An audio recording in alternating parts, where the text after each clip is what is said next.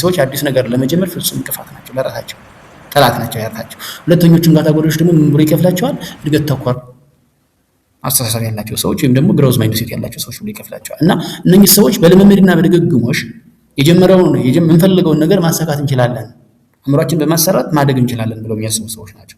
እና እነዚህ ሰዎች ይህንን አስተሳሰብ የያዙ ሰዎች ብዙ ጊዜ አዲስ ነገር ለመጀመር አይፈሩም። ምክንያቱም በአእምሯቸው ነገሮችን ማድረግ እንደሚችሉ እምነት አላቸው። አእምሯቸውን መለወጥ እንደሚችሉ፣ አእምሯቸውን ሸክለውን እንደፈለጉ እንደፈለጉ መጠፍጠፍ እንደሚችሉ ያውቃሉ ማለት ነው። ስለዚህ እኛም ልብ ልንል ይገባል አይደል እንዴ? yes of course። ሶስተኛው ጠላታችን የኔና የናንተ ሶስተኛው ጠላታችን እንዳናርግ የጀመርነውን እንዳንጨርስ የሚያደርገን ጠላት ሁሉም ነገር እስኪሟላ መጠበቅ ወይ ደግሞ waiting the perfection ማለት ነው። ይሄ ምን ያደርገናል? አንድን ሐሳብ ደጋግመን እያሰብን ይሄ እስከሚሟላ ይሄ እስከሚሆን እያልን እየጠበቅን ሽባ ያደርገናል ማለት ነው። ፓራላይሲስ፣ ይሄ አናላይሲስ ፓራላይሲስ የሚባለው ይሄ በነገራችን ላይ የፓርኪንሰን ህግ ጋር ይያያዛል። የፓርኪንሰን ህግ ምንድነው?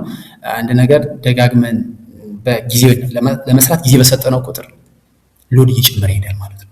ይሄ በሽታ ነው በነገራችን ላይ ትልቅ በጣም በሽታ ማለት ነው። ስለዚህ ይሄ በሽታ በብዙ ሰዎች ላይ ብዙ ሰዎችን ይገላል፣ ይታያል፣ ብቻ ይገላል። ሁኔታዎች ሁሉ እስኪመቻቹ መጠበቅ፣ በቂ ገንዘብ የለኝም ብሎ መጠበቅ፣ ሰው የለኝም ብሎ መጠበቅ፣ እውቀት እስኪያገኝ ብሎ መጠበቅ የምንፈልገው ነገር እንዳይሳካ ወደዛ መግፊያ ነው ማለት ነው። ስለዚህ ይሄ በሳይንሱ አናላይሲስ ፓራላይሲስ፣ በማሰብ መታሰር፣ በማሰብ መደንዘዝ ይባላል። አናላይዝ ስታደርግ ፓራላይዝ ትሆናለህ፣ ሽባ ትሆናለህ ማለት ነው።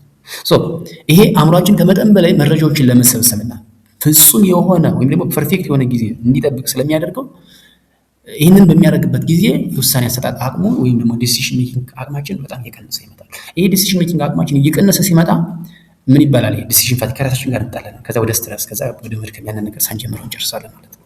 እስቲ ሳይጀምር መጨረስ ይላል።